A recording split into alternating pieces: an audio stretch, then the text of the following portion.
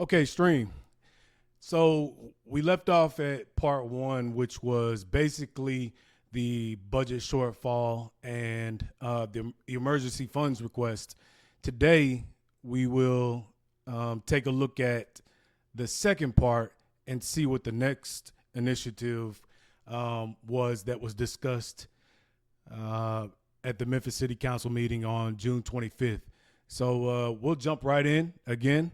You know, we'll have this stream played at 1.25 and we'll stop where necessary and see what's going on with the city council here in Memphis.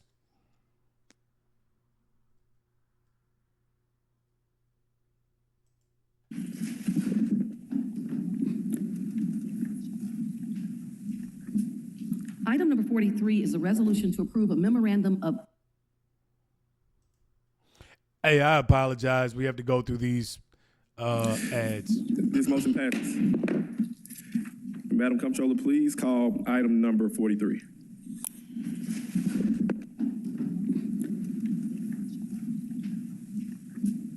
Item number 43 is a resolution to approve a memorandum of agreement with Shelby County Government, City of West Memphis, Arkansas, Town of Arlington, City of Bartlett, Town of Collierville, City of Millington, for the purpose of forming a coalition to implement the Mid-South Rapid Retrofits project, if selected, for funding by the U.S. Environmental Protection Agency, EPA, all council districts. This resolution is sponsored by the administration, and there is a request for same-night minutes. Thank you, Madam Comptroller. Councilman Carlisle, you're recognized. Thank you, Mr. Chairman. The committee met and sent this down with no recommendation, but I believe a quick comment from the administration would be appropriate at this time. So I guess they're going to talk about a memorandum between all of those locations, a retrofit, and it sounds like from the EPA to get funding for something. So we'll find out exactly what that is here in a moment. I see Director Zena making his way down, Mr. Chairman. He's eager to tell us all about item number 43.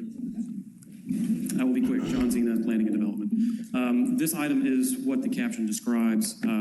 Division of Planning and Development applied for a grant through the Environmental Protection Agency called the Climate Pollution Reduction Grant. The largest metro areas in the United States were first awarded $1 million for planning, and then that planning was to be put towards a priority climate action plan for the region, as well as to help fund initiatives to apply for implementation grant money. So the implementation project that was proposed by Shelby County with its partners, including the City of Memphis, was the Mid-South Rapid Retrofits program, which is an application for nearly $66 million in energy improvements, weatherization, and other related activities for low and moderate income households throughout the region. The majority of low and moderate income households are within the City of Memphis, and so the majority of this money would be available for retrofits within the City of Memphis through Shelby County Government, Memphis Light, Gas, and Water, and the City of Memphis. So overall, what we're looking at here, $66 million for a grant to retrofit low and moderate income households for, I guess, to be more environmentally prepared. And that sounds good in theory if it actually reaches the people. It is required as an applicant that we have, if we have a partnership of multiple jurisdictions, that we have a memorandum of understanding submitted to the EPA by July 1st. And so that is the urgency of this matter. And I'm available if you have any questions. All right, any questions from the council members? All right, Madam Comptroller, this item, okay.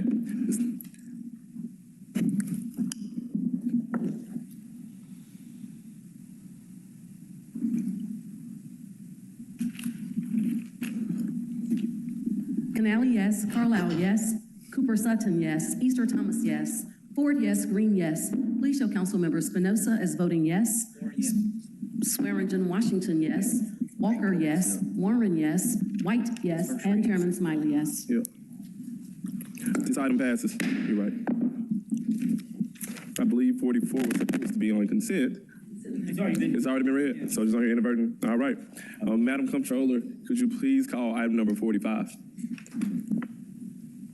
Thank you, Mr. Chairman. Item number 45 is a resolution to amend the FY24 American Rescue Plan Act, ARPA allocation, all council districts. This resolution is sponsored by council members Canali, Green, and Walker, and there's a request for same night minutes. Councilman Carlisle, you recognize. Thank you, Mr. Chairman. The committee met and recommended approval, and I so move. Moved by Councilman Carlisle, seconded by Councilman Warren. I have a couple of coming cards. Mr. Massey, are you speaking on this item? Yes. All right, Mr. Massey. Name and address for the record. You know the routine, good sir. Good evening, Council. Richard Massey, 3615 Central Avenue. It's no secret that the consequences of neglecting our youth when it comes to developing our budget have been felt throughout our city. When we slashed education funding dedicated to MSCS, school building maintenance diminished. Roach infestations of mold became more commonplace. Quality teachers began leaving for surrounding school districts offering better pay, and students had their educations upended. When we refuse to elevate our children, they are more likely to fall into a vicious cycle of poverty and violent crime, as we've seen take place. True. But as it stands, we have a legitimate opportunity to invest in young people in Memphis and create a budget that works to prioritize our city's most precious asset. Young people are at the forefront of a mental health crisis in Memphis. Surrounded by a gun violence epidemic each and every day, young people are struggling to deal with the trauma of fearing for their lives both inside and outside of the classroom. Now more than ever, it's important to streamline mental health resources into our young people's lives with this budget. With these budget measures, we can provide the most vulnerable of young people in Memphis with microtransits to access mental health care services like therapy and intervention programs. Also, the Opportunity Youth Workforce Fund, sponsored by Councilwoman Green, will provide young people who are out of work in school with crucial technical training to equip them with the skills needed to enter the workforce for the long term. Young people are at the forefront of every major issue in our city, ranging from gun violence to affordable housing to mental health care. Let's finally get back into the business of investing in Memphis the right way, not by providing MPD with an inflated budget again, and give everyone a seat at the table, namely our young people. Thank you. Thank you, Mr. Massey. Diane Richardson, are you here? Hi, Ms. Richardson. Hey, how are you? Name and address for the record. I think we got the flow together. Diane Richardson, 3385 Airways Boulevard, Suite 204. I'm here representing Hill 901 and to say that we're in support of the microtransit program to give our youth access to therapy. One of the goals that we do at Hill 901 is our motto and mission is cultivating the minds of young leaders as well as eradicating violence to create a safer Memphis and Shelby County through our evidence-based programs. This past year, we were in Hamilton High School, Hamilton Middle, we were in Raleigh Egypt High, Raleigh Egypt Middle, and Sherwood with a program called Supporting Students Exposed to Trauma. And with that program, we ended up hiring 5 additional employees to go into these schools and be there Monday through Friday, working with students who were exposed to trauma. Our Cultivating the Minds of Young Leaders programs, we have evidence-based programs to support what we're doing. We have a program coaching boys and the men, athletes as leaders, shifting boundaries, safe bars, and we also are a licensed mental health facility where we offer mental health services, can be offered Tuesday through Saturday from 2 to 10, which means we're seeing students at a so-called not normal hours. Parents don't have to take off work to bring their child to get services. And the bus terminal is just right down the street, so they can just walk right to our offices and we can help them. So with that, we are supporting that so students can have access to get to us when they need to. Thank you. Thank you. Ms. Jackson, are you speaking on this item? All right, once you get past 2. All right, so we have a lot of different comments on this measure that they're, I guess, item number 45. Not 100% sure exactly which one this is. You know, obviously we just listened to, I guess, the grant that they applied for, and some action needs to be taken by July 1st. This, remember, was on June 25th, and so they voted and approved the memorandum with the other surrounding cities. So now we went into item 45, and I guess this is surrounding some type of measure for the youth and programs. We'll hear more once they start speaking about it again. And I'm going to jump through a little bit so we don't get lost in the weeds. It's good to hear the people speaking, you know, the comments also from the people that attended the meeting. But at the same time, I want to get down to exactly what they're talking about and then what they're going to do about it. 2 gonna be it. All right. I apologize for not earlier saying my name and address. Suzanne Jackson, 4194 Fieldsdale. And thank you for the opportunity to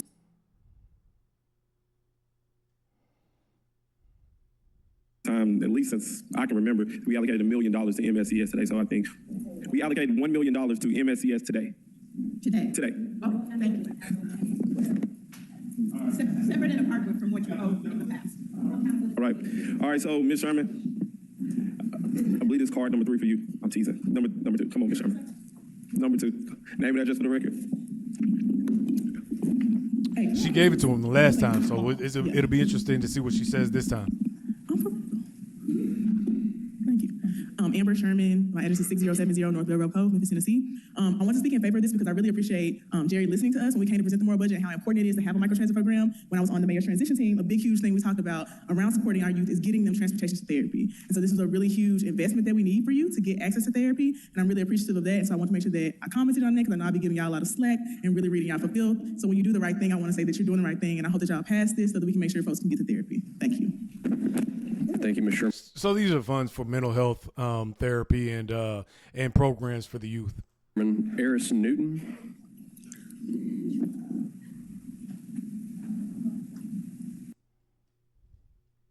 Thank you. Could you call item number 34? Item number 34 is an ordinance amending Chapter 15, Section 15-12 of the Memphis Code of Ordinances regarding solid waste fees for collection and disposal. Up for third and final reading, ordinance number 5904 is sponsored by the administration. It was held from June 4th. Thank you, Madam Comptroller. Councilwoman Virgin Washington, you recognize. Thank you, Chair. The committee met. There was a favorable recommendation, and I so move. Moved by Swearingen Washington, seconded by Councilman Warren. We have one council member in the queue. Councilman Carlisle, you are recognized, yes, sir. Thank you, Mr. Chairman and colleagues. As we discussed throughout the budget season, we're about to go through a sequencing of votes. I move to amend this ordinance to set the new fee with an increase of $12 flat. With that, multiple things will happen. One, we won't have to do this next year. Two, it alleviates a $2 million need out of this year, or the fiscal year 25's operating budget. Three, it allows solid waste to accelerate its loan payments back to the general fund to the tune of about $1 million a year. So it takes up from $750 to $1.75 million annually back into the general fund. And four, probably most importantly, there's been a lot of conversation around compensation, raises, et cetera. Many of you have had, if not all of you, have had the opportunity to review the city's compensation study. And one of the groups that always gets left out of the conversation when we talk about first responding and forward and city touches are the solid waste employees. They do an incredibly difficult job in an incredibly intense environment. Not just when it's 101 degrees, but if you think that firefighters get shot at or chased or yelled when they respond to calls, you should go hear some of the solid waste division stories. They're pretty harrowing. And so it allows us an opportunity to as I said yesterday, extend, I don't want to call it an olive branch, but basically extend an opportunity to respect the work that the men and women of the solid waste division do. And I think if this council, this administration can do that, we can start off on a good place. I know a lot of those men and women want to do the job and they want to do it well, and we need to compensate them for it. So those are the reasons I'm proposing this amendment, and I hope you'll support it. And with that, Mr. Chairman, I yield the floor. So a $12 increase on solid waste for Memphis residents, which pays back a loan that they received. Increase in pay for the people that work for the solid waste here in Memphis.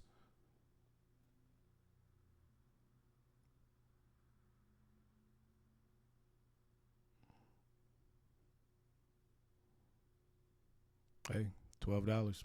I'm sure it's going to be approved. All right, so is it without objection? I don't feel like that's an exorbitant amount of money. Waste proposal, is it without objection? It appears it's without objection. Madam Comptroller, the screen's already prepared? We're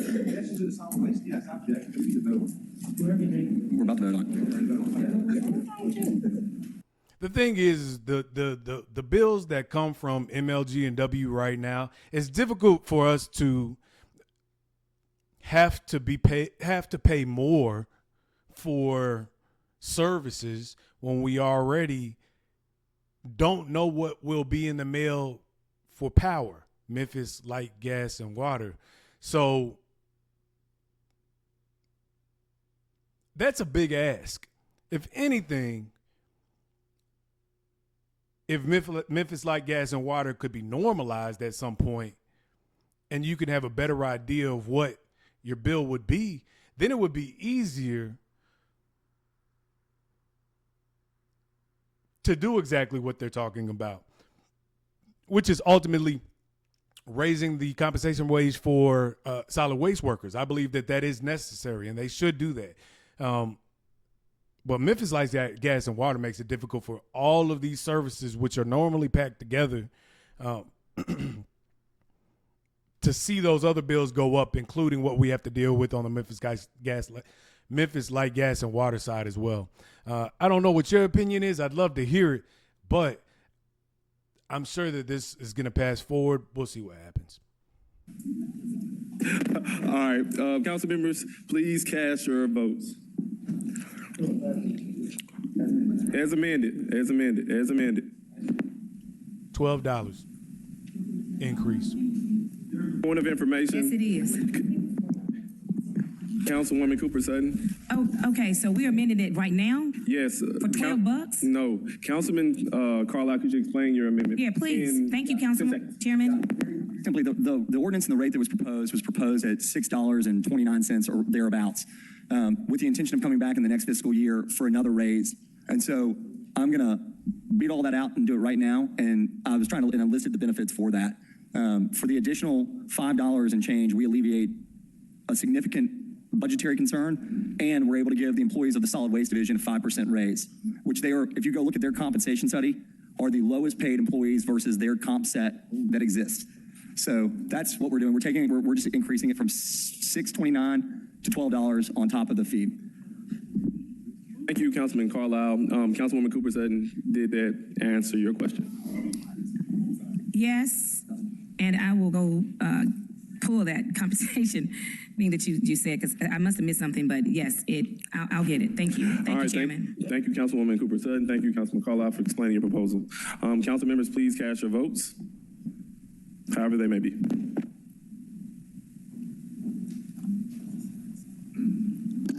Canali, yes. Carlisle, yes. Cooper Sutton, yes. Easter Thomas, yes. Ford, yes. Green, yes. Logan, yes. Spinoza, no. Swearengin Washington, yes. Walker, yes. White, yes. Warren, yes. Chairman Smiley, yes. Mr. Chairman, I would ask that this item be moved for the same 9 minutes. Is there any objections to Councilman Carlisle's request for same 9 minutes? Appears all minds are clear. No objection. This item has been properly passed by this body with same 9 minutes. So as we heard, it's been passed. We don't know what date that will take place. At the end of the day, we're going to be paying more for solid waste. And the selling part is that there will be a increase in wages for the solid waste community. I think that's important, 110%. I think that should be built in anyways, but if it's the lowest in the country or anywhere that ever existed, is like he just said, obviously something needs to be done about that. So the increase in wages, that part alone, it's worth it. Paying back $1 million more per year to the general fund because they received a loan, I'm not understanding how that's important. If they had a schedule that they already agreed to, what difference does it make to pay it back faster, But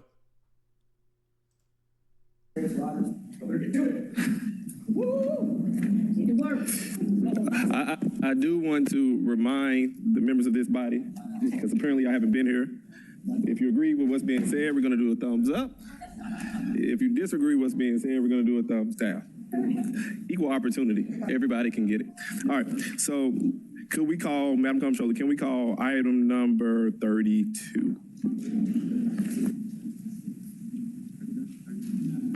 Item number 32 is an ordinance to amend Chapter 21 of the Code of Ordinances of Memphis, Tennessee, governing motor vehicles and traffic, to amend registration fees up for third and final. Okay, so I'm going to stop there just so I can break it up a little bit. I do know that the three things that they spoke about and all passed, I'm not sure whether or not they actually voted for the mental health, the funding that would go to youth mental health programs or youth programs overall. All three things or two for sure passed. We'll see what comes of that in future council meetings. And we could take a look to see what the results are for those individual things. I'd like to see the paperwork on the solid waste deal. I'd like to see when that's going to start. Anyways, you know who to speak to. You know who to speak to if you're in disagreement with any of this stuff, and it's your councilman. You should know who that is. Not everybody does. And honestly, I hadn't kept up. So I mean, you're not alone if you haven't kept up with the councilman, but I mean, that's something that's important. If you're a part of the community, you have to have your voice be heard. But here on this platform, that's exactly what I want to create. I want to make sure that we are in line with what's actually going on around us. Fees and bills raising, and we don't have any clue why. Obviously, we voted these people into office. They're the ones who represent us on these boards. If there's an issue, then we start the footwork to make sure that our opinions are heard, understood, and acted upon. So I'll jump into part 3 here in a moment, but all good stuff from the council meeting. All good stuff from the council meeting.